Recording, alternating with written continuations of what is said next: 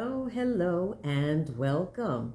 I'm Sheila Balgobin, known as the Dream Decipherer, and this is Dream Your Life, Live Your Dream Live, where we look at all things dreams. Now, today I'm continuing a series on dreams and nightmares and what purposes that they serve.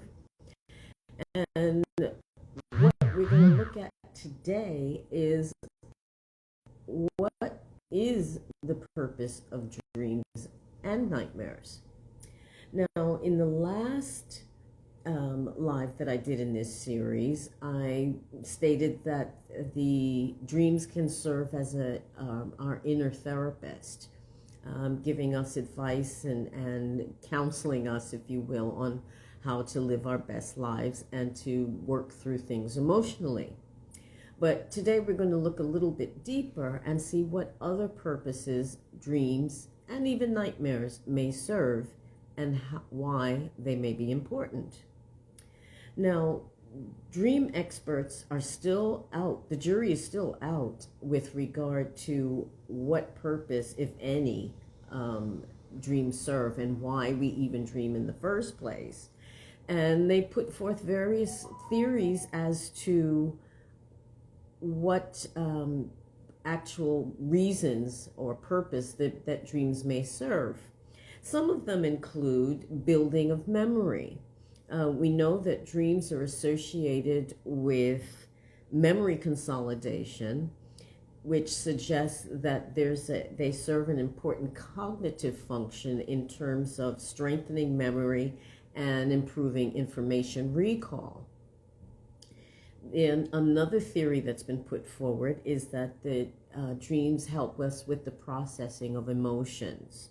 It helps us to engage with and even rehearse our feelings, particularly difficult ones, so that when we face certain situations in waking life, we are better prepared to deal with them. And one example I can give of that is from a fellow psychotherapist who had a patient or client who was a mother of a young child, and she had a dream that she actually saved her child from drowning in a pool. Now, I mean, the dream, she noted it, she didn't do anything about it, but some months later, long after she had the dream, she was looking out of her kitchen window and looking out over where her young child was playing in the pool or near a pool. She didn't see the child all of a sudden, and she ran out, and sure enough, the child was struggling in the water, and she pulled him out and was able to make sure that he didn't drown. So in that sense, her dream really was a dress rehearsal for a real life situation. So that's another important purpose that dreams can serve. Another is mental housekeeping. Dreams could easily be a way that the brain cleans up. It does a bit of housekeeping and gets rid of either wrong information or unneeded, unnecessary information. Now, another thing that dreams may do for us is allow for instant replays, if you will. Like we have in sports, you have instant replays to see if somebody, if Wimbledon is going on at the moment, if there's a baseline, something is in or out when the ball is hit. This instant replay in our sleep allows us to look at things from a slightly different perspective, perhaps a more distorted form of reality, but a different perspective, which may be helpful in discovering what is wrong with a particular situation and how to resolve it.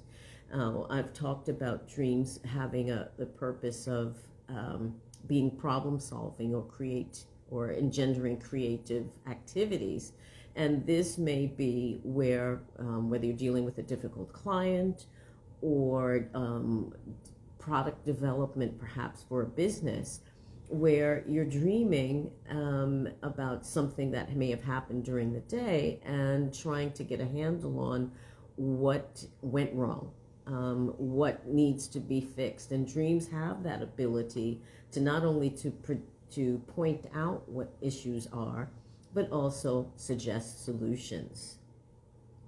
And finally, there is the theory out there that dreams are just a byproduct of sleep and have no meaning whatsoever and no purpose. Now, modern research and research in the last few years has started to refute that notion and really starting to come to the conclusion and showing that dreams in and of themselves are important, not just as a part of sleep, but in their own right and have a distinct purpose and meaning. So they're not just byproducts of sleep.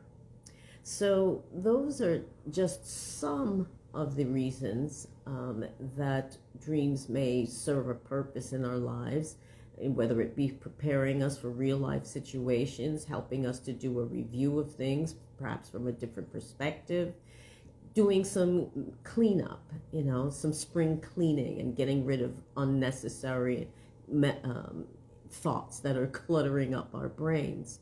So what are you dreaming about? What dreams are prevalent in your life, and how can they be relevant and, more importantly, used to make better decisions?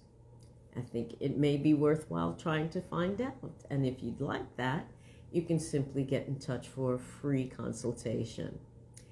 Thanks so much for watching and listening. And my final episode in this series will look at sleep and dreams and tips to get to have better sleep and sweeter dreams, and how you can develop your skills with regard to working with your dreams so that you can understand what they're trying to tell you. Thanks again for watching and listening. Have a great rest of the day and weekend, and I'll see you again soon. Take care. Bye-bye.